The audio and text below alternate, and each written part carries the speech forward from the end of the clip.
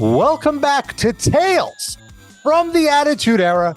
I am Rob Pasbani, always joined with Tommy Blacha, former head writer of World Wrestling Federation during its business peak. And we are, every week, we go through a different moment, a different episode, a different story from Tommy's time at the top of the mountain in Stanford, in New York. Yeah. It was the tail of the comet, by the way, but fine. And this is your second week on the job. Last week we talked about how you came to WWF at the time, how Vince Russo was on his way out. I've been doing some research. I learned Vince Russo wasn't even under contract at the time. And so he had no reason to stay.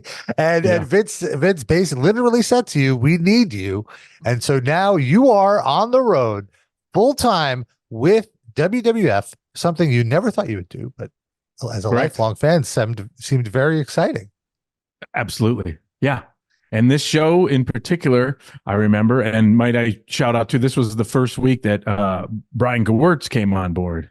And we'll future head writer. Yes. And we'll put you should read his book, by the way. We'll put a little thing out, absolutely. A lot of good stuff in there. So this show, when I watched it, I just was reminded how hot the business was, that it was on fire. This was at the Georgia Dome. Yes. 33,375 paid, a gate of $861,000. And it was one of the 10 largest crowds in the history of American pro wrestling at the time. Wow. The only WWF, according to the Observer, for that week, the only WWF shows in the U.S. drawing larger crowds than this show were the WrestleManias at the Pontiac Silverdome, the Alamo Dome. Oh, I guess Royal Rumble was at the Alamo Dome, and WrestleMania 7 at the Hoosier Dome. Wow. So, and this was just a Monday Night Raw. That's what that's the first thing I thought of, is this is the last Raw before the pay-per-view, No Mercy. Why didn't they just do the pay-per-view at the Georgia Dome? Why just do a Raw? Who knows, above my pay grade, and when and the why they the scheduling of why they go around arenas available, and if they could sell. Obviously, it was the right move because they sold it. The only and so the only thing that was a little odd, I know this was specific for the wrestlers, was they really count on people's reaction and the timing.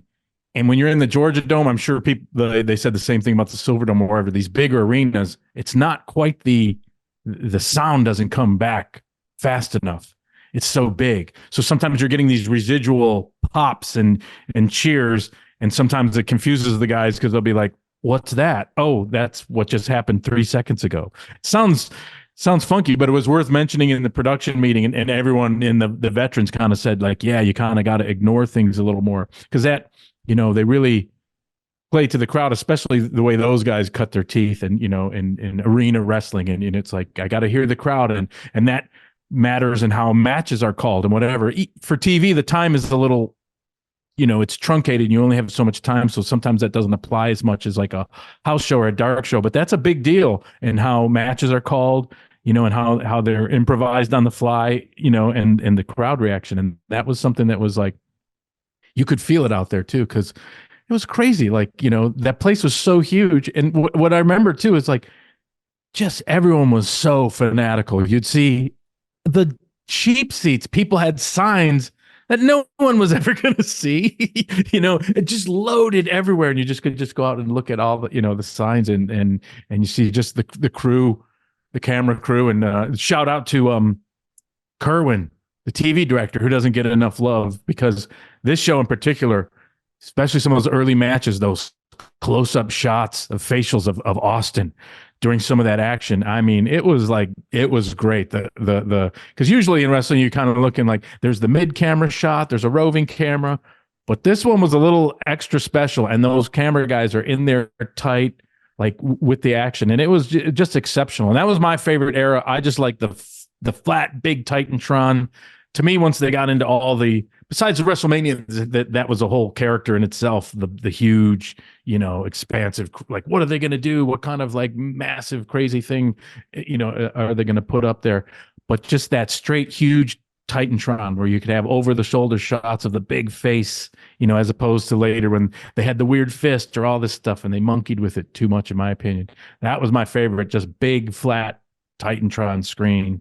And just the scaffolding. I was always like, I like how they integrated the scaffolding into the graphics and everything. And I agree. And it's interesting because it was a little jarring to go back and watch because, before we started the show, I would always think that WWE production hasn't really changed that much in 25 years, but it has in fact changed significantly. Like this almost feels like low budget compared to what it is now, just because there's so many more lights, so many more screens, so much more flash and pizzazz.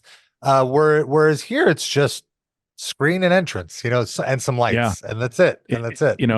And pyro and pyro, what have you. But you're certainly right, because and it is my opinion that your graphics packages should be rolled in for the viewer as opposed to the live event where sometimes you're filming, there's a big fist, and when you're there live you say, okay, that's cool, but then when you put it on TV, sometimes it's a little diminished, or to me it's a little bit of diminishing returns of like too much crazy stuff because it's so successful and they're making big crazy things. I still love that stripped down Raw like that. That's because that's all you need, because that's the time honored that wrestling had been on TV since the late 40s, when it was like that. Then they still have that mid shot, and then you're going to cut to a closer camera, and that's what made like wrestling brilliant. It was just so digestible and accessible for TV, and you could just see it, and that ostensibly hasn't changed, but to me it gets mucked up a little,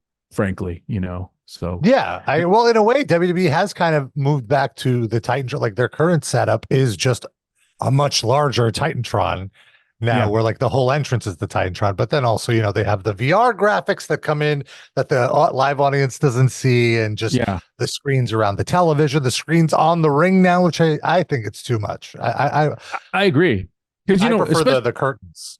I always remember when this will sound pretentious, when I was in art school, and but I remember saying like, what, if you had a flower shop, what would you paint the walls and the floor?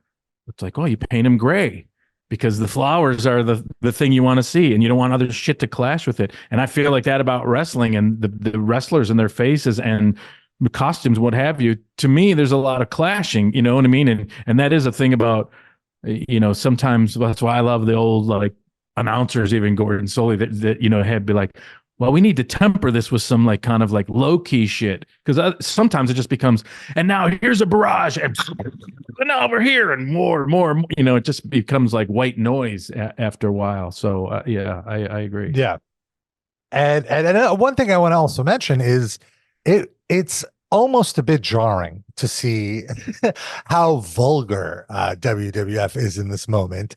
And I recently read like a long read about how 96 to 2010 in the United States was like the vulgar era of entertainment, in that comedy or entertainment in general was geared towards men of a certain age, 18 to 35 or whatever. And it was all about how raunchy can you be, how like selling sex and all this. And, and how can we be vulgar? And vulgarity was what sold, and nothing is proof of this better than the current WWF product that we're reviewing here in 99. Well, it's true, because, and not to go off the beaten path here, but it's absolutely true. And being in TV and pitching things of that era, a big buzzword for all development executives and stuff was edgy. We need stuff that's edgy, because there was this strange thing like cable's kind of growing, networks are paranoid, and it is still like a puritanical country. So it would be a lot of like, well, we can't swear, but cable's swearing and people see more stuff. And then, so they always wanted edgy, anything you're pitching, edgy. And in fact, if you remember, I don't know what Super Bowl it was, but there was a kind of a turning point when the famous Janet Jackson nipple came out. Yes. So that was all about like, oh my God. That was like regressing.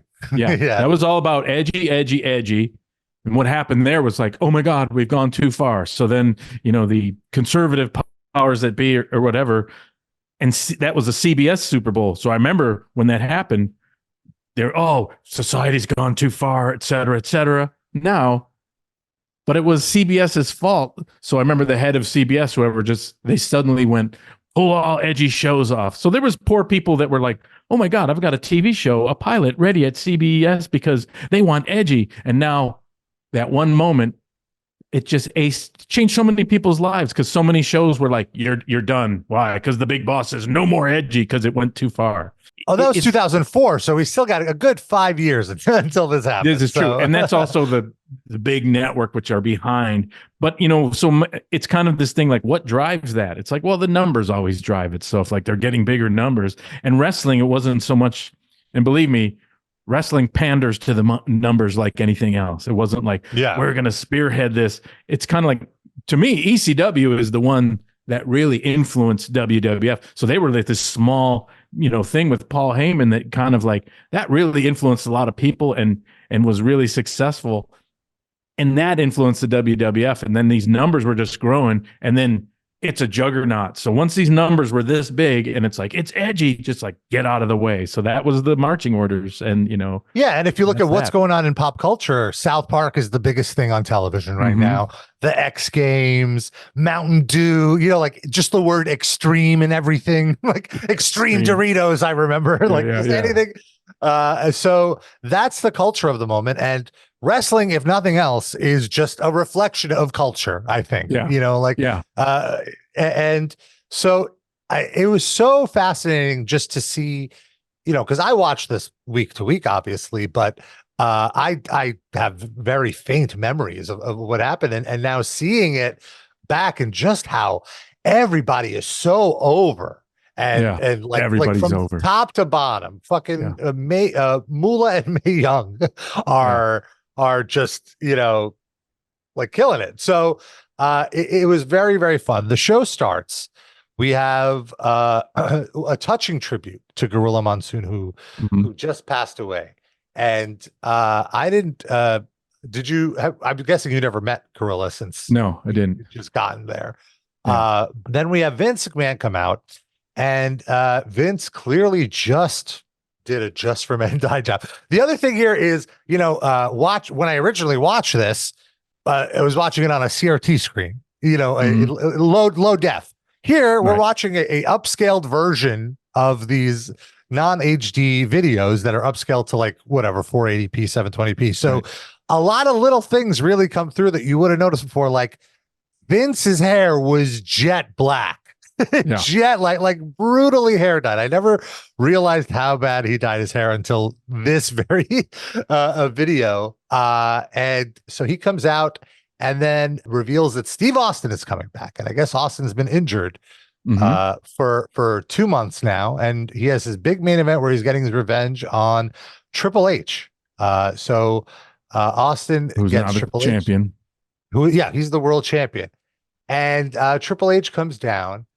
And by the way, Jim Ross right now is absolutely at the top of his game because Austin. Some might argue he's at the top of his game for a few decades, but but like this was like the peak. Like I was so into him in this moment. Like I was the biggest JR fan. Like he was at the top of my favorites here. Steve Austin and Triple H are in the ring. Crowd starts chanting asshole. Steve Austin does his famous line, "You got 40,000 people here calling you an asshole." Right. Yeah. And then incredible. Triple H responds, "That's 40,000 people who I don't care if they live or die." And then Jim Ross, not missing a beat in his best Gordon Soley voice, is, "Well, that's the type of man Triple H is." Yep. And what you must realize, coming from the head writer, none of that's scripted.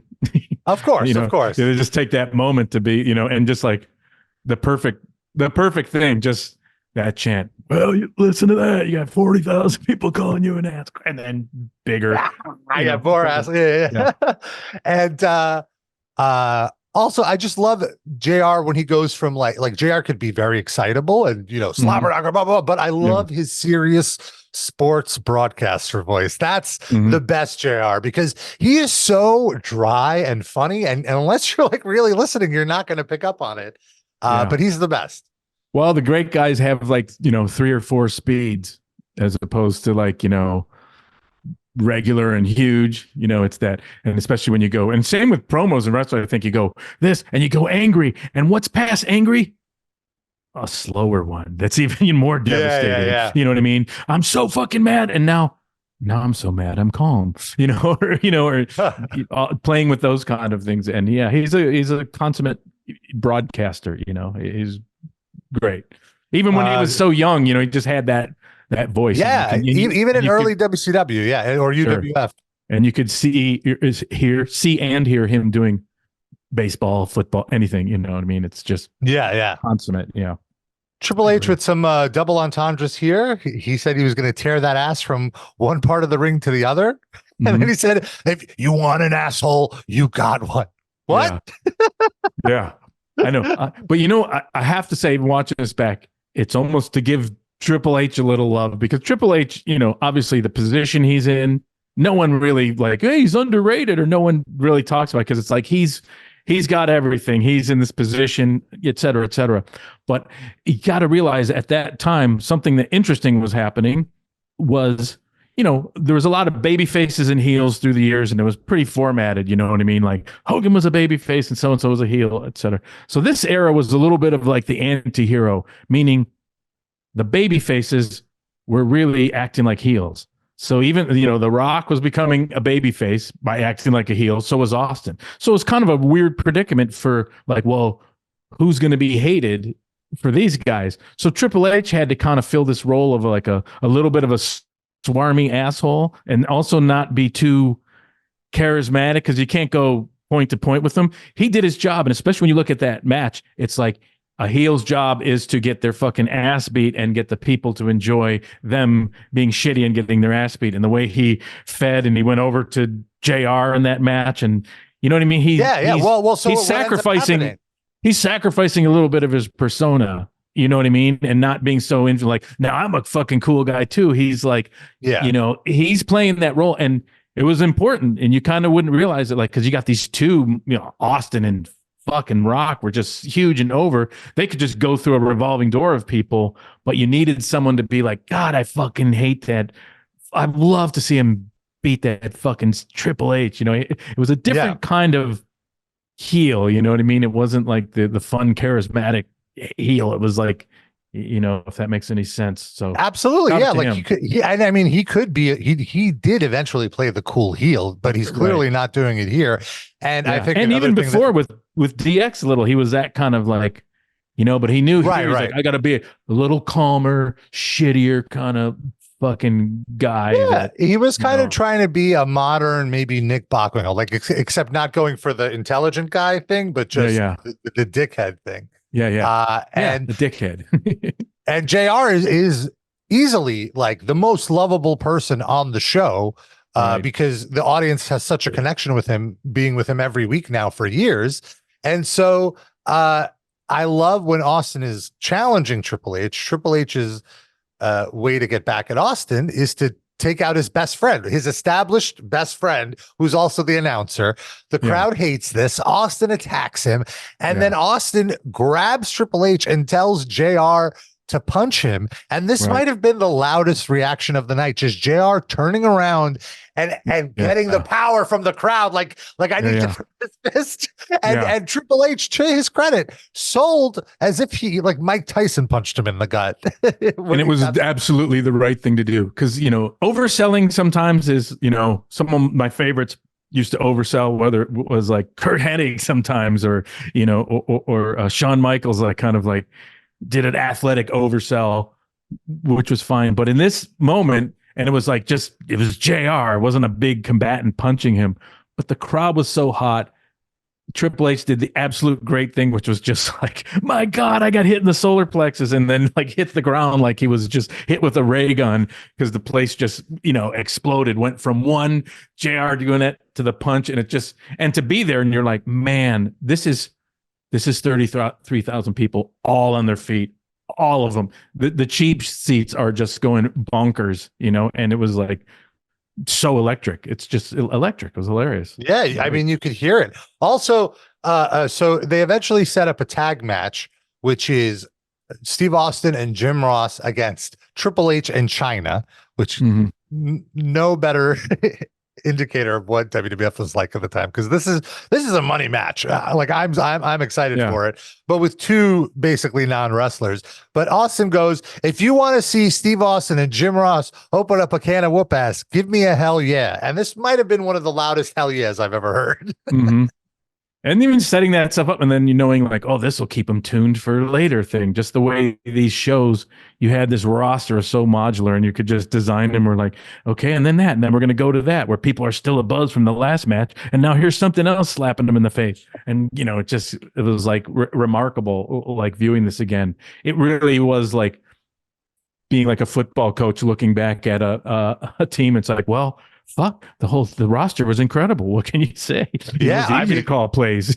Everyone's a winner. Yeah, so basically the hook at the beginning, it gets you to stick around until the very end because this is the main event, and you want to see Austin and JR kick Triple H's ass. You want to see how China's going to be involved in this. So I'm hooked up. I'm hooked in.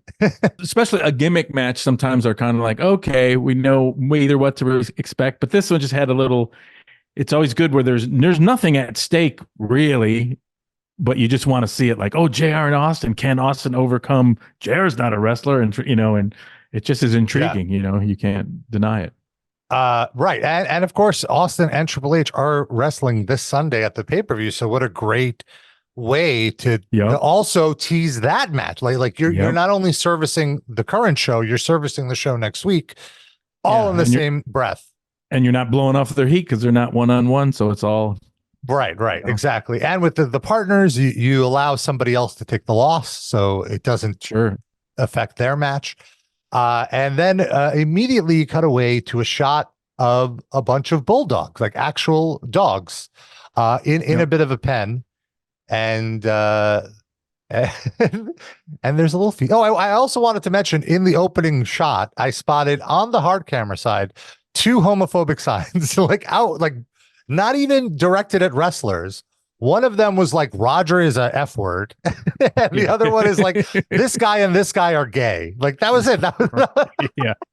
Well, the phenomenon then, because I had people ask me too, like, oh, you guys make those signs for people, and you're like, no, why give yourself extra work? That era was just so explosive and people were just so happy to be on TV, man. People were bringing signs that were in the cheap seats at the Georgia Dome. No one was going to see it, oh yeah, I remember anytime I would go, part of the experience is bringing a sign, especially in that particular moment. Like when the show starts, everyone had a sign up, it was a wild moment in time. And there's always a lot of signs that had to be removed, and they were like just, hilarious, even though it was edgy. Like I remember just one time, I can't remember where, just someone had just like a big squirting cock, like pretty well rendered. Just like, okay, that's got to go, and then and then they would fold it and go somewhere else. And, just like, wow. I remember as a kid bringing a anti-Andre the Giant sign for some reason with Ken Patera and Andre when they were, I used to root for the heels. It was Bobby Heenan family, so a Stud and Ken Patera versus Andre. Oh, okay. Someone else I can't remember, but I remember just having, no one rooted for the heels then, very few. So, I just saw Andre come out live and just, 200 yards away, just went like, oh shit. You're just like, just because you see him and you're like, oh my God, like, why would I fucking do that? It's like seeing a lion, like, oh Jesus Christ, just fucking do not. He was that intimidating live, just to see him walk through, like, my God, preposterous. Anyway. I would say I never saw Andre live, but I did see the Big Show live. I was at a house show and my buddy scored us like second row ringside tickets. And the whole time I saw Big Show, I kept yelling at him, he's not that big. He's not that big. Catch your breath, Big Show. I started heckling him. Yeah. And it won't, like, he heard me. He turns around. He's like, you want me to come down there and kick your head? Like, just the eye contact alone, I was like, I guess you are that big. Yeah, that's fun. Yeah. And you always got to make, and I've done that before my whole life, but you always got to make those comments to cut through all the noise. So like in the low moments, which I can imagine, you're not that big. Like, oh, I can hear that. Yeah. It's always fun. Always fun. So moving on, we have Billy Gunn versus the incredibly underrated Crash Holly. The New Age Outlaws are facing the Holly Cousins. Rest in peace. Yes. At the pay-per-view this Sunday. So this match sets that one up. And another thing that I quickly realized here is this is not an era of work rate. Almost every match was almost an afterthought just to get the angle across. So most matches were like 2 minutes, if even. Yeah. And that's just, here's something I have to impress upon everyone is like, that's always sometimes a problem with like the amount of time in matches, and why people complain are just high spots, and they're not like, house shows or whatever. And, they don't have a long time to sell their psychology. But this moment, the numbers were going so huge. Everything was so explosively popular. Everyone just had an attitude like, you got 2 minutes, make that 2 minutes work. You know what I mean? There was just right across the board. And you see these fucking matches. That one in particular, you're just like, yep, there's just 2 minutes. And then you watch it like it's loaded. It tells the story completely. They get the scale out, they smash it. And a lot of that stuff, usually, when you're constructing the shows, the matches get handed off to the agent and the competitors. So while you're in on everything that's happened and who's going to go over, you're just watching this, and there's so much that comes like, oh, look what they did. Oh, I didn't know they would do that exactly. Oh, like it's not written like, and JR picks up the fan and hits them. You know what I mean? All that's kind of like, right. You kind of like, JR does some business and we'll see. And then this one was just like, okay, who goes over? But, all those like flavor and all those wrinkles was like, just worked out amongst the competitors. And holy smokes, you just look at like, okay, here's the first kind of tag match that didn't have to do with the overall arcing story of Austin and what have you. And it was explosive. It was great. Billy Gunn, the Road Dogg, one of the most underrated promo guys of all time, period, who had that kind of style that was so like, I don't want to say it was like over formatted, like that presentational crazy way he talked, but he was always great. The shit he said was like incredible. Grew up in the business. His routine was over. Like people, WWF fans love to play sing along. Love it. And he gave them the ultimate single. Like I can see if you're a younger person watching now, you're just like, who the fuck is this Road Dogg guy? But I cannot begin to tell you how hip he was in that moment. And he was great because when you try to there's people that try to do that, and if you don't do it, it sucks. You know what I mean? If you try to do something that's really like this, but you're like, you don't really have it. It stinks. And he was like right on, and they were exciting as hell. And then Bob Holly and Crash Holly, my personal favorites, just that whole gimmick. And especially, I always like the dynamic or things that I like, because I always felt like, look, if you're not going after the title or in the title hunt, you have to be a part of some kind of feud or something, or else like, why are you kind of out there? Or you're just making your way into the federation, so to speak. But I always loved the dynamic of a tag team. It was great for me, the Hollies, because they were cousins, right? So it's like, okay, that's natural. They're going to be together. You know what I mean? As opposed to like, why wouldn't they just split up? But the internal strife of like the super tough guy and then the super amazingly resilient, and in real life, the guy was made of rubber, Crash Holly, unbelievable.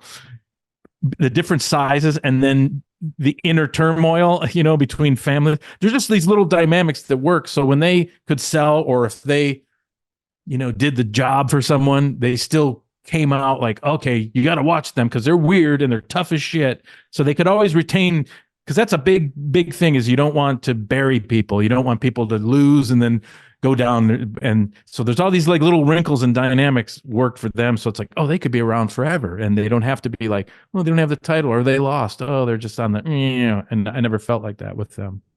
So. Yeah, and I love, my favorite dynamic in a tag team is two guys that don't get along, but then once the bell rings, they recognize like, okay, we need to put this aside. We need to win this match. And then as soon as the bell rings again, they don't get along again. Like that, I love that. Then we have the incredibly underrated Ivory, who I think was the glue of the women's division in this little moment in time. She comes out with a very melodramatic promo, very like Glow 1980s, which makes sense because she was in Glow. And then she comes, she challenges Mae Young to a match, and this is where Jerry Lawler shines, because he has all of his one-liners. They're great. I'm loving it. Right. And then again, another like 1 minute match. Moolah takes a little too long to get to the ring. She kind of misses her cue because Ivory's like holding up a belt to smash over Mae Young, and Moolah's supposed to grab it, and Ivory's just like way too long. And then Moolah gets so vicious in this little beatdown that she gives Ivory. Like there's one moment where she straddles Ivory and grabs her hair, and like there's no way she faked that. Like she really like pulled her hair hard. Sure. Yeah. And I loved Moolah in this moment. This is before I knew all the really terrible things Moolah has done. And I love this act, Moolah and Mae Young. My dad would watch with me at this time because this was like the one thing we kind of bonded over. And he loved Moolah and Mae Young. Like he like his favorite, he's a simple man. He loves Three Stooges. So any sort of farcical slapstick comedy. Like I'm just saying, he doesn't need like overly complicated ironic humor. Just give him a nice slapstick and he's in. Well, I'm not going to make any excuses to why anyone should like Moolah and Mae Young, nor should you. But yeah, they're incredible. Obviously, I loved them a lot at the time, and was always pitching stuff, and then pitching the famous Mae Young pregnancy. And so every time I saw them, they loved me because it'd be like, oh, this is the guy that's keeping us around and getting another payday, in our retirement. And Mae Young, just like, she was a marvel, because you'd be like, her persona, I don't know if she was being super kayfabe, I don't think so. Backstage is pretty much the same. It's just like, huh? One eye closed, kind of blind, but like, oh, she's tough as shit. She's tough as shit, like taking a bump and no problem. And just, they're amazing. And I couldn't agree more about Ivory. In fact, at the time I was trying to pitch there was a company called King's World that did like Oprah and stuff, and I was pitching an Ivory show. I felt like, oh, she should be on a talk show. She should be, at the time there was like Sally Jesse Raphael and all these revolving. That woman should just be on her own talk show for real. And I was trying to do it through WWF at the time, but then they wanted to like control it, what have you, and all these kind of deals. And because I feel like she would do their pre-show sometimes. I remember her and Michael Cole hosted like the WrestleMania 17 all-day pre-show, and she had like a very motherly vibe to her, like out of character. She was spectacular. She was smart. She had broadcast skills. She was tough as shit. She was an old school wrestler. And in fact, that women's division, that Jacqueline and her, they were, you know what I mean? To me, it's when it got into the diva eras, and not to say anything bad against some of those great athletes, but they still had their foot in the old wrestling persona, and they were operating in a totally male show. You know what I mean? And Moolah and Mae Young kind of certainly took some of that up, but you know what I mean? You didn't even really talk about, the women's division, or, you know what I mean? It wasn't like a gender issue, because they were just like, they were so awesome and over and, brilliant. So next we have an angle that I don't really remember, but it's a Stephanie McMahon amnesia angle. Apparently, the British Bulldog was in their locker room, right, in the McMahon's locker room, 9 days prior at the UK pay-per-view, and accidentally knocked Stephanie over. She hit her head. She has amnesia, and she can't remember her fiance, Andrew Tess Martin. Right. So we didn't really talk about the pay-per-view, the UK pay-per-view. This was around the time that you were on your trial. Like, this was right before Russo left. Do you have any memories of that show? I don't think obviously you didn't fly out to the UK. No, I don't. In fact, and again, to always impress upon you, it sounds like a broken record. The pace was so crazy that sometimes during the booking or whatever, someone might go like, "Oh, didn't this happen in UK? Oh shit, do we have to deal with that?" You know what I mean? You got to realize there's 5 original hours of programming a week. You got 1 pay-per-view a month. So it wasn't like, so now we're going to do this. It was like flying by the seat of your pants. And for even, you know, my thing when I came on board, I was like, yes, more McMahon family, more family behind the scenes stuff, you know, like the more we can see of that, the better. And it's just, and it wasn't, and some people say like, oh, is that, to me, we have these 3-hour shows. You got room for everything. You need Gaga. You needed that family intrigue. You had the hot matches. You had everything. So in this pay-per-view, or this Raw, you really looked at it, was like boom, boom, boom. And now there's this. And now what? There's a weird angle with amnesia. And angles can go away fast, you know? So there was always, it wasn't like long-term plans always. There's a lot of like hot shotting. You could not get around it. For hot shotting, look at the glossary, or pro wrestling glossary, what hot shotting means. In terms of Stephanie's wedding upcoming to Andrew Test, also rest in peace, things weren't exactly planned out. There was kind of like, we got 3 ways to go. You know, it was like that with a lot of stuff, especially when like smart marks are around and dirt sheets are kind of like, so you never knew exactly what was going to happen, especially when, you know, the final say was Vince. So a lot of times it's like, here's the plan. We're going to go this way and this way. And obviously it totally changed. Surprise to everyone. So this amnesia thing was kind of a good thing. I don't know exactly how it came up, but there was always something, oh, Stephanie's going to get married. And you kind of knew, oh, there's going to be a wrestling wedding, which is always big. And Vince McMahon always said something, goes, from when Tiny Tim got married and Johnny Carson in the 70s and to soap operas, if you ever want a big ratings, have a wedding. And it's like, oh, I guess that was some kind of old time honored advice. And there was always a couple weddings in WWF history, Cousin Elmer, what have you. But, you know, so that amnesia thing was always kind of like, is this really going to go through? Is she going to marry him? What's going to happen? You know, so that kind of always just helped seed the weird mystery of it. And it wasn't exactly like, where are we going with this? A lot of stuff was like, I don't know. We'll see. You know? So that's really, I was going to ask about this. Like where, like what was the destination of the wedding in this week? Like, did you know that it might end up that Triple H kidnaps her? No. I saw in the Wrestling Observer for this week, Meltzer mentioned that there would be like the day of the wedding, there would be like a GTV clip of the night before with Test flirting with Terry Runnels. All possibilities. You got to understand there's about half a dozen possible things. Just put them on a roulette wheel and see where they ended. And you'd never know. When would that decision have been made? Would it be like, okay, the wedding's next week, we got to decide what's happening? Or yeah, I hate to always say this, but it's almost like you're saying there's more of a structure than it's. When would that decision be made? That decision could have been made 5 weeks in advance and then changed at the last half hour because of Vince. That decision might be mysterious to everyone and been made the night before. That decision may have been suddenly made unbeknownst to everyone. You know, there's certain events that have happened in wrestling where, you know, only 2 or people, like sometimes the ref wouldn't even know what's going to happen in a match. It might be the 2 participants and Vince.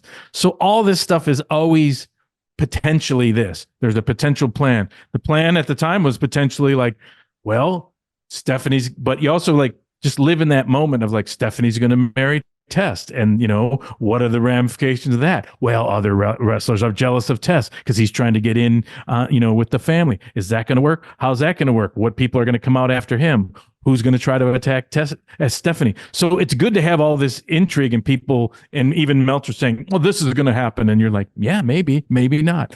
you know, so there was never definitive plans, and there are never definitive plans, you know, and things are, that's why there's terms like swerves, double swerves, you know, all kinds of that. And so that should be a whole episode where we should just take the wedding and Test and Triple H, how that came about. Because I was like involved in the sense of always saying like, yeah, the more they get involved, the better.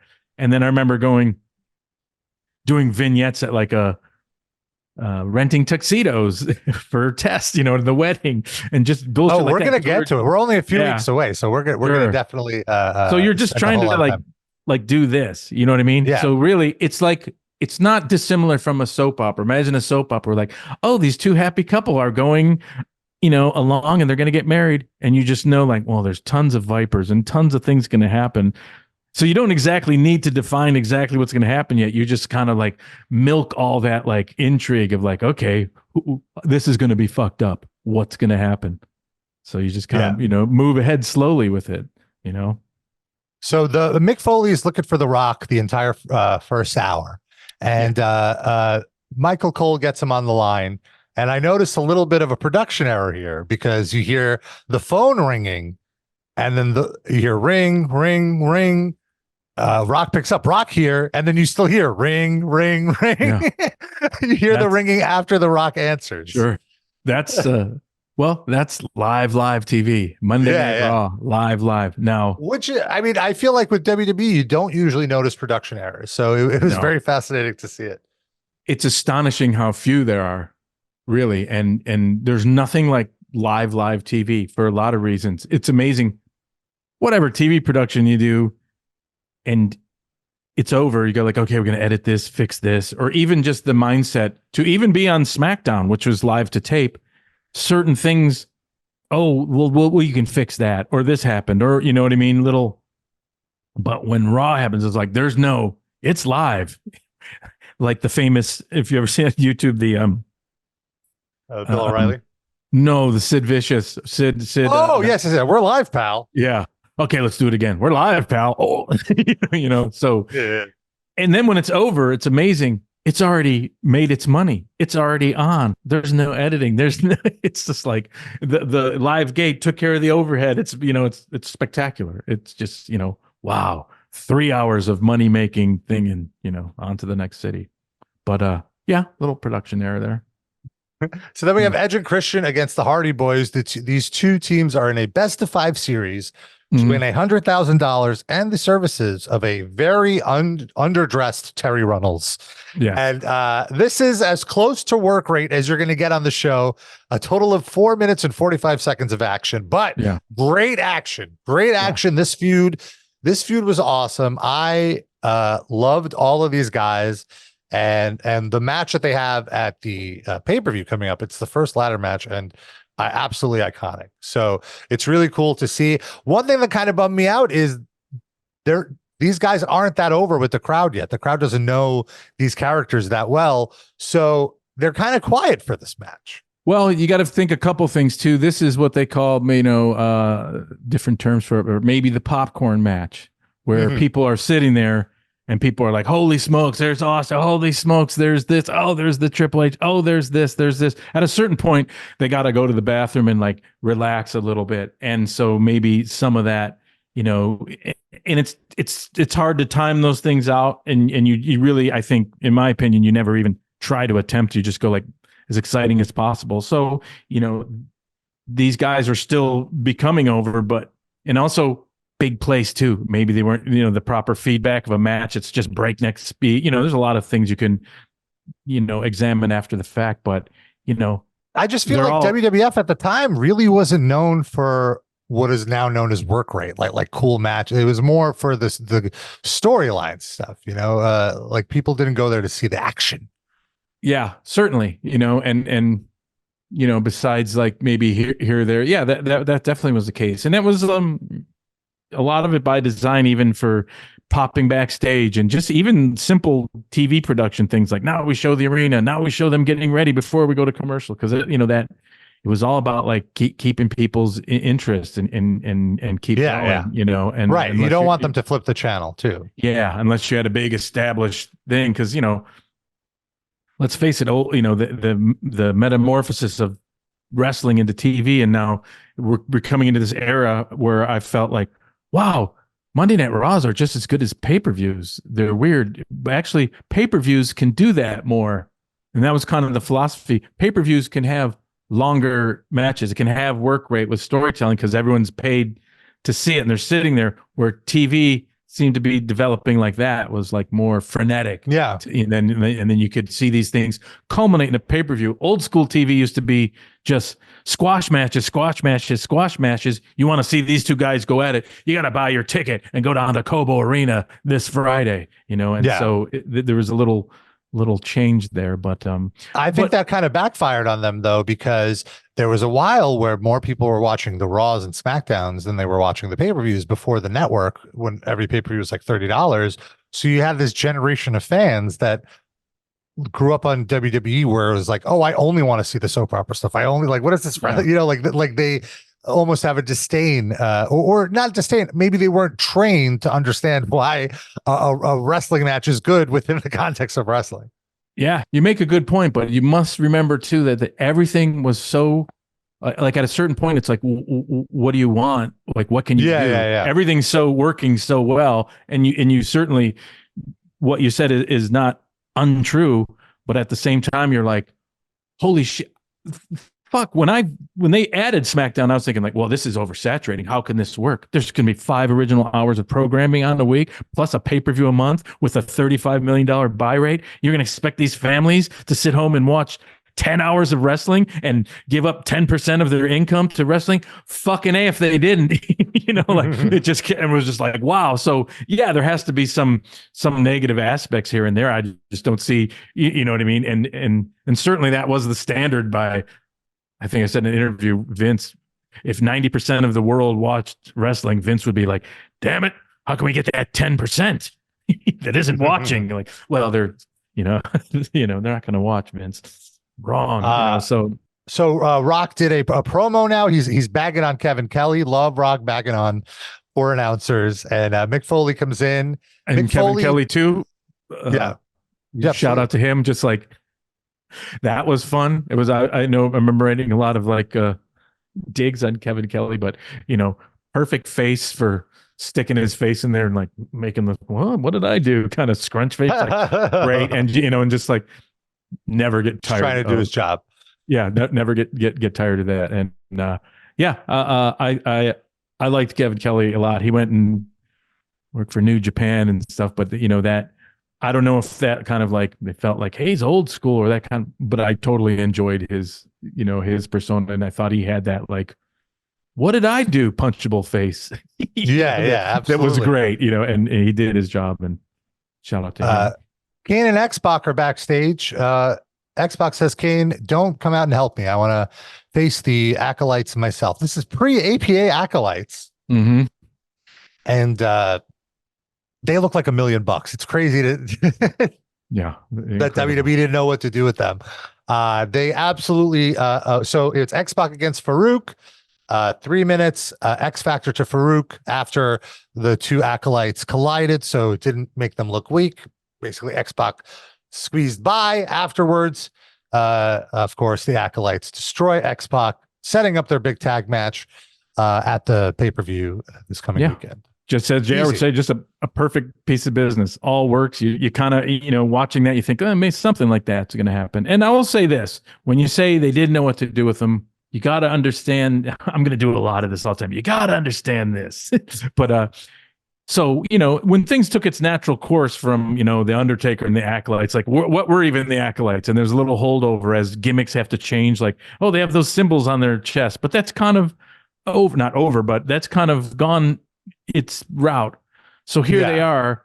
So those guys were so great, and they could kind of feel sometimes if things are working for other tag teams, you can kind of, let's put them to the side for a bit, because they're not in danger of really falling through the cracks. You know what I mean? That happens sometimes because you're like, okay, you got all this roster. How can we enhance these guys? Don't worry about them a bit, because we don't need to feed them all the time, because they're so great they can turn it on in a second. And Ron Simmons. And so there's a little bit of that. And sometimes it's just natural progressions. And this was about the time, as we talked sometimes behind the scenes, they would agree, like, what are we going to do with these guys? They're great. Well, hold on a second. There's so much going on. But that's when I felt like, yeah, you got to get those guys to talk more. Because I just immediately were like, they're the greatest. Look at them. Ron Simmons. He's, Best, he's in the tier of like, Haku, Ron Simmons. You know what I mean? Right. Bradshaw too. I mean, yeah, absolutely. But and Bradshaw, I'm not speaking out of turn. Bradshaw would tell you this too, like.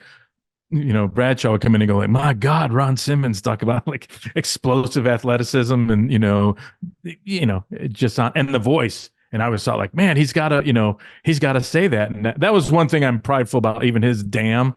I'd be like, he should be saying that all the time, Vince, like just damn, just that. It's like, wow, that guy needs to talk more. And then I just thought like, it's a big white cowboy and this classic like black guy that had that voice could be like from a black exploitation movie. So that definitely got the ball rolling into the APA, which, I thought like I said, philosophically, I always thought it's funny to have someone that's so bad or that doesn't care about the wrestling, doesn't care about the titles. Just like, I'm just in it for the money, pay us and we'll get involved in our shit. And they're so tough. So they're like a sleeping light. You don't want to fuck with them.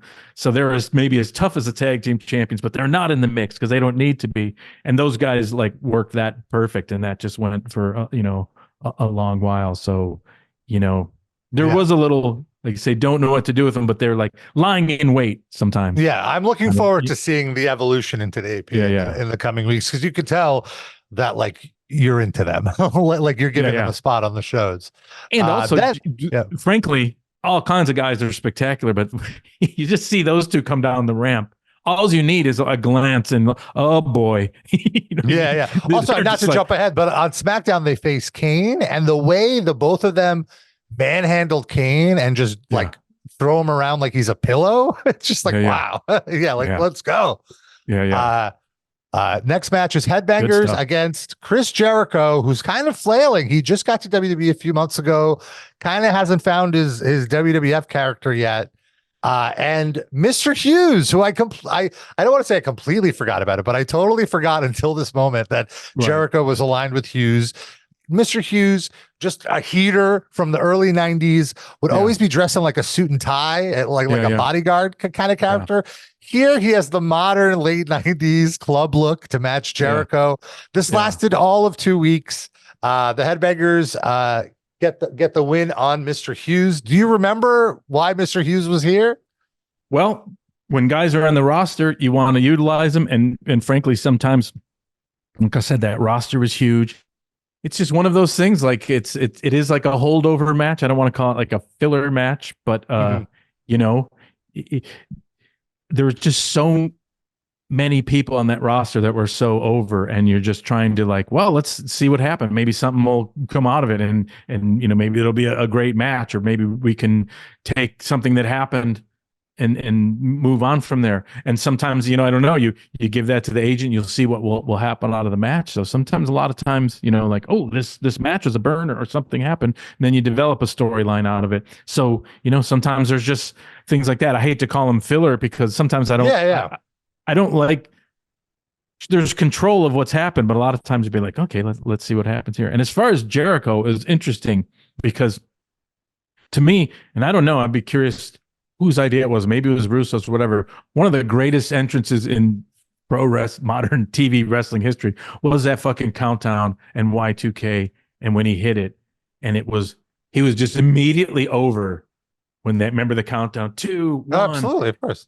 And it was so smart. And it was just like, all you saw was like, what is that countdown? You didn't have to explain it. It was just numbers counting down. And then the whole thing, people remember Y2K, year 2000, what's going to happen. It just was like fabulous. And then even if people didn't know who he was, they just the word of mouth through the arena. Who's that? Oh, Scott, he's on WCW. It just was like. And he's in there with The Rock. He's out there with The Rock. Like right away, you establish him. And so there was a little bit things that I wasn't privy to maybe, but we were always like, Gwurtz and I like, yeah, Jericho. And then I think there was a lot of like, well, who is he? He doesn't deserve to just pop out on top. And, there's a lot of that. He hasn't paid any dues. So he was kind of floundered a bit, not of his own fault, but just like, frankly, that's kind of was there like, okay, we'll see. Let's put him here. But one thing that was interesting, and I remember, he didn't complain or something, but then he had like when he had Ralphus, I don't know if you remember in WCW, he could be very funny and he could be like that kind of pussy heel that's like, oh, I'm a coward. And so he was like, kind of like he had the goods, but he could be a little gaga too. And I never thought that was bad, but I remember he started getting over when he was losing, and it was like kind of maybe in a humorous way a little bit. So I remember him, I was like, there's no better position than to be constantly losing and being over. And in fact, maybe we're going to go some route of like, I can't win and what the fuck. And, and then it just kind of like developed. And then it kind of felt like, I don't know, whatever, he paid his dues. So earlier in the show, Mark Henry had a sex therapist consultation from this young woman. And she decided the best thing for him is overexposure therapy. So there's a match with Mark Henry and the Godfather. And the Godfather comes out with the Hoe Train. No better character to explain 1999 WWF Raw than a friggin' pimp. A celebrated pimp, a babyface pimp. Who a family-friendly pimp that the kids love. Right. It's so funny because sometimes here's Godfather with his train. Like they don't want to say ho sometimes.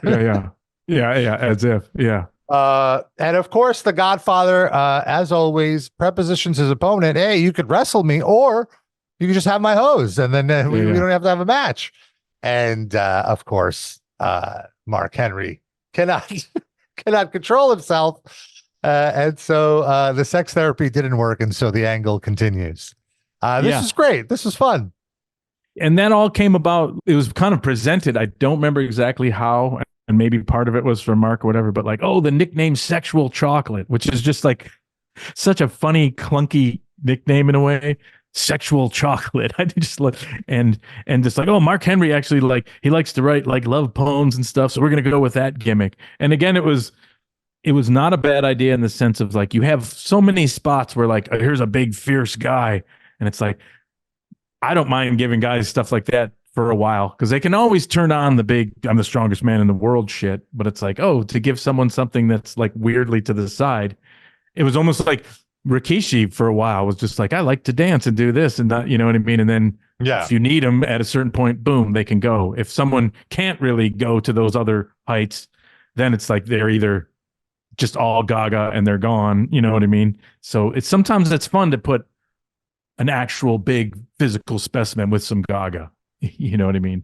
Not always, but so anyways, that worked. And that I can't even remember exactly when, but it was like, somehow it's like, what do we do with Mark Henry now? And I remember just saying like, and they're like, it's one of those moments with, it's like, we should hook him up with Mae Young. Like say he loves, like, he falls in love with her. And then it was just like the table, like, and then there was one of those moments if you freeze time. I always make this joke. Vince would be like, take his glasses off and look at you, and you'd be like, well, either he's going to go like, come on, man, get serious, or that's great. And he went, that's great. It was off and running, so, and just, we're very close. It's coming up. It's only a few, like, I think this is what leads to that. I'm pretty sure. Right? And so it all made sense to thematically be like, okay, so we'll do some business with the Hoe Train and Godfather and Mark Henry. And, so that's another thing to remember is it's not just like, where are we going with this?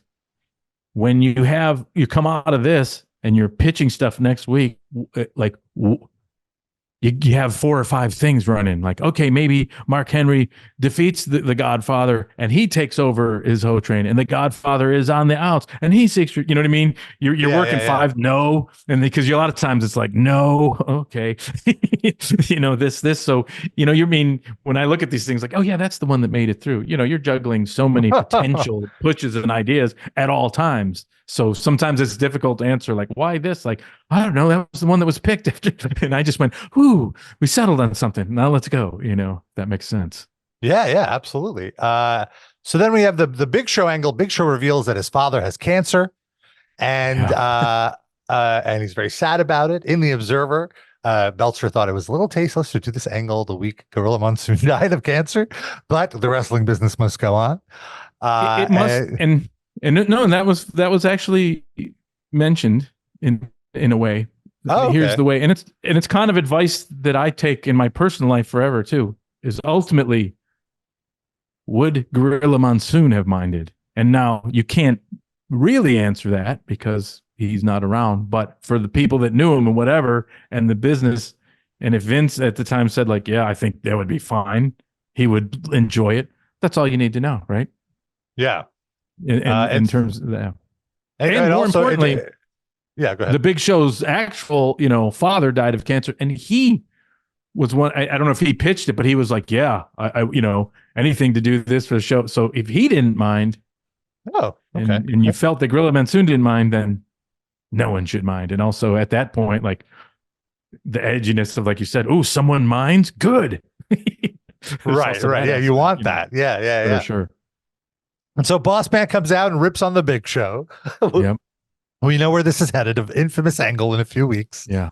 Another goddamn rest in peace Ray Traylor, one of the funniest, greatest guys who also, you don't realize, like, he could work with anyone. He could work any style. No one said anything bad about him. So it was fun.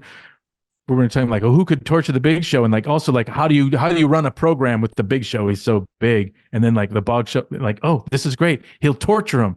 And then the whole, even though it's like edgy and just weird, there's always like a pro wrestling subtext, which is like, he's trying to get inside of his mind to fuck with him. You know what I mean? He's trying to get in, these are tactics so he can beat him, but they go too far, and it definitely worked. So now we have Triple H and China against Jim Ross and Steve Austin.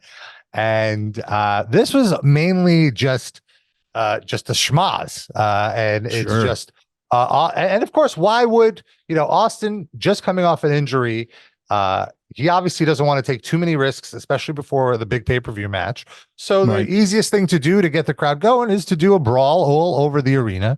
Him and Triple H are professionals. It looked incredible. It looked great. I was into it.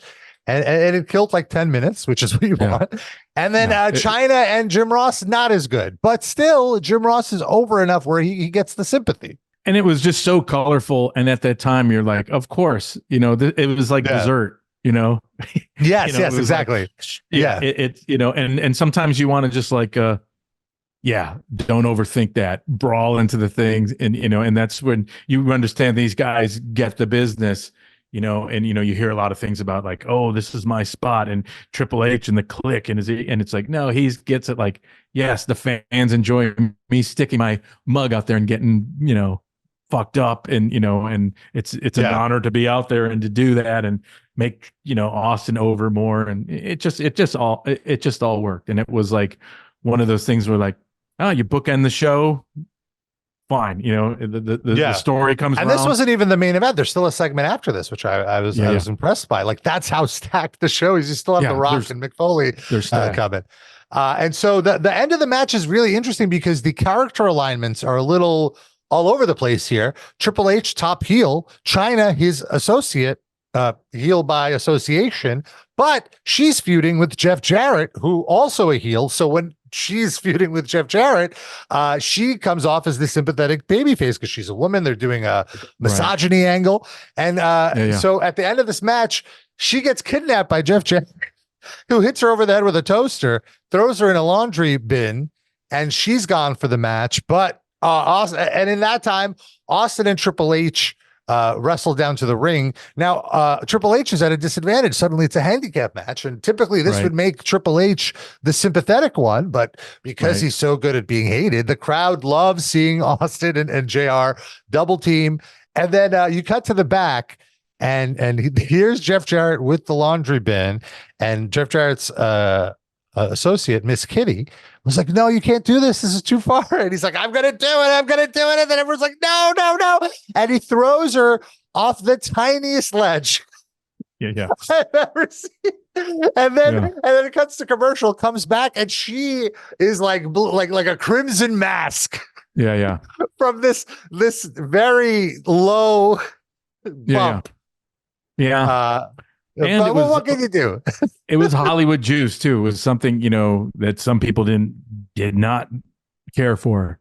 Hollywood juice, for those that don't know, like, juice is when you bleed and you cut yourself, with a razor. Hollywood juice is actual fake blood. And for the most part, people through the years are like, oh, they use blood capsules. Like, no, they cut themselves. But this was Hollywood juice and didn't set well. But also the shows were evolving, and it was just a standard of like something. And yeah, you got to keep moving. Yeah, I get it. And also live shows throughout. It's about a batting average. You know what I mean? And even this, you might call that. It's hard to suspend disbelief in that particular moment. It takes you out of it for a second. Sure. And and also it's an infield single, put it that way. It still worked, yeah. and it gets the angle. Like if it drew sympathy to China, obviously. Like she was so over in that match. I love that. I can't wait to watch it. And then of course, we have the main event, and we had Chekhov's dog poop all throughout the show. You see these bulldogs in this pen, and you see right before this match. Mick Foley with a pooper scooper with a giant plate of dog poop. This is, especially what we know now about Vince McMahon, this is all his fucking humor. This is and boy, I'd like to tell you otherwise, but the decree to everyone was like, write something with dog shit in it. Vince will love it. That was the the angle, and that was dog shit. So, and I do remember our Magic Man. A Magic Man is for props guy, but he hated that term. Richie Posner was the guy that, like, for any kind of special effects or gimmick, I remember, we should make some like dog shit. What do we do? And I remember there was these crummy, terrible, I can't remember the brand, these brownies. They had them in like a vending machine somewhere, and they were so like thick, and you could just mold them and they would look like dog shit. And I'm like, hey, look at that. That looks like shit. And then I think showed Vince too. And then someone went out and got, and so we were standing around, and even Vince was like tearing open these cellophanes of these brownies and like, oh yeah, look, there's one. And then he mixed some hay in or something. So that was actually like these terrible vending machine brownies for the most part mixed up. And it was great because like you'd get slammed and some of it would stick to your back and stuff. And then, it looked gross. Yeah. And that was another thing we would do is like the runners, and it just a couple things to shout out, if you will, to like Mick Foley, like the greatest guy to have in your back pocket, period, for my opinion, because it was like he could be gaga, he could be stupid, he could be funny. He was always articulate. He never fumbled, being off the wall or weird. He could get heat. He could play different characters. He could, he could do Suddenly everything. He's crazy. Suddenly you can't try. You're like afraid of him. Yeah. Yeah, you're afraid of him. He's a goofball. You're dismissive of him. Then you're afraid of him. You know what I mean? He's sympathetic. Everything. You know what I mean? And so it's like, he'll, every time he's on, it's. I think also he's kind of like this avatar for the wrestling fan, like. Because he's not that he doesn't look physically imposing. He looks like an everyman. So you could almost see yourself like, if I was a wrestler, this is who I would be like, because I don't have athleticism I don't want to make it seem like I'm knocking Mick Foley is very athletic.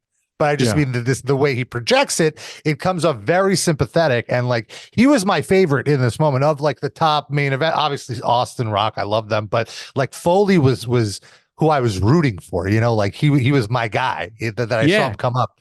We had these incongruous elements because he was like an old school, just like brawler in the sense that like he could sell like mad, and he never like had these crazy offensive moves or arsenal of technical abilities, was just brawling. But at the same time, he's one of those like, you can't hurt him. And not only that, he enjoys pain. Oh God. So if I'm going to, go toe to toe with him, you're going to have to literally kill him. Cause you know what I mean? And so that's that whole extremely dangerous aspect, which is weird because he also brings in the goofy aspect, but he's a goofball.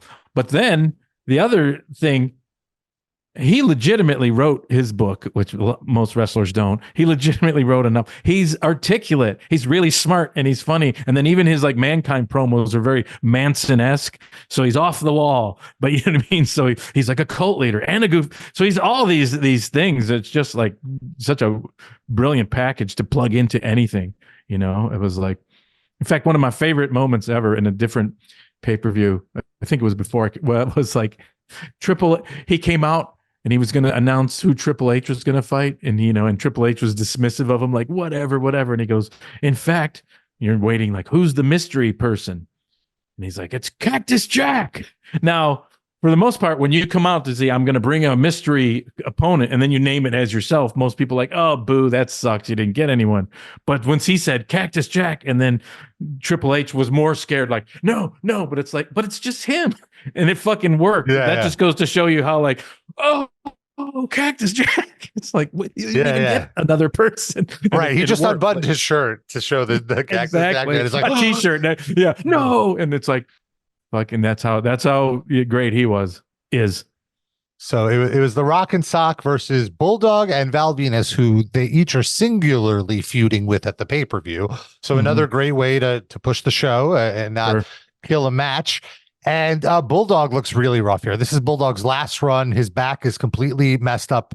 For those that don't know, the year prior in WCW, he was in WCW, and at the Fall Brawl or leading up to Fall Brawl, the Ultimate Warrior was going to come out of a door in the ring, like a trap door. And nobody told Bulldog that there was a trap door at a certain corner of the ring, and he took a back bump and completely destroyed his back. And essentially that is what led to his extreme painkiller addiction, which led to his unfortunate death a few years after this. And you could really see it on his face that he is high. He is not sober in this moment. It's very sad to watch. Yeah, it's I have a hard time talking about like that exactly, just because I heard too. I think he had like a staph infection of his spine earlier, something just brutal. Oh, it might have been that. Yeah, it was like a really bad thing. An injury and that, and just led to, loss of weight, all kinds of stuff. And then he probably had to, get on the gas to get back. So and he had such locker room respect, and people, I think it was an incredible gargantuan moment or gargantuan effort for him to just get back to even where he was. Just the it goes to the punishment he went through, and even that they had a spot, that roster he said is jacked, but he's like, get something for him. And I remember him kind of changing. It's like, oh, we're like camis, like a British camis, and I had a moment with him that was crazy, because we were watching the monitor talking about like Mae Young, and I was like, wow, can you imagine being at whatever age she was at that time? 78 and still taking those bumps or whatever. And he just looked at me and goes, oh, I'll never make 40 in his accent. That's what he said. And I was like, oh, that's just a comment, and I think he did die at 38, 39. Just like, just that he knew, like, just what he had given, what his body had given to what he did through the years and this last, thing. And it's great. He's 36 in this video, and he looks 46. He looks like he's aged a decade in this. It's very sad to see. This was the main event of the show. There wasn't work rate. This was a match. This had heat. They did the hot tag. The Rock is over to a level that I can't even fathom anymore. It's so crazy how much he was over. Mick Foley's over. Everyone, even Val Venis is over. At this point, his character is dead. And Val Venis is hot in that. Just his ability, his talent in that match too. You see, like, everyone's up for it. They're bringing it. They're just bringing it. And so in a previous episode, Val Venis stole the Rock sock, Mr. Rocco, which is a great bit. And so in this one, Mankind tried to steal it back. Anyway, so eventually The Rock pulls out the dog poop platter. Like I said, Chekhov's dog poop. You can't just be teasing dog poop all episode. And eventually poor British Bulldog gets a rock bottom into the dog poop and loses the match. The Rock was about to give him the people's elbow after the rock bottom, but Bulldog turned around, exposing his back covered in the supposed dog poop. And The Rock is like, I get shit in my elbow. Fuck that. Yeah. No, and that was a great moment, going for like, oops, oh no. And just even then, a part of like these huge shows where like, you're mixing in Gaga, and sometimes people had, views about, oh, do you mix Gaga with, these big competitors and this, and that's why they're a gimmick. But at the same time, you're like, the Rock and Sock connection is this weird mixture of Gaga and, real athleticism, or however you want to put it. But my philosophy always was, fuck, there's enough to go around. You need that. These are, you know what I mean? And these shows are just like boom, boom, boom, boom, boom, boom, boom, so, and then, at the end, like, and when you're there, and you see him bringing out that platter of dog crap, and you see, like I said, the cheap seats going berserk. You're just like, well, they've spoken. This is what they want. Yeah. And again, this is what I mean. Like, this is the era of vulgarity. This is what audiences were craving in the moment. Yeah. And the episode ends backstage. Austin and Triple H are still fighting, and we eventually they find themselves in a room with a actual literal rattlesnake, which Triple H is locked in the room by Austin to end the show. That's the big cliffhanger for SmackDown. Right. And on a great every match set up the pay-per-view. There wasn't really any, I guess you could say the Mark Henry match was a throwaway, but every other match, I guess, and the Jericho match, but every other match was leading to a pay-per-view match that was already announced. So yeah. I thought this was a great go-home show. I'm personally very excited for this pay-per-view, and I'm curious about this SmackDown right before the pay-per-view, and it's very interesting how you book it in relation to this Raw and the pay-per-view coming up. Are you? Yes. So we'll be talking about that in the next episode. We've taken up enough of your time, but thank you as always for hanging out with us. Yeah. And you can follow us on social media. We have social media handles. Let us know what you think of the show.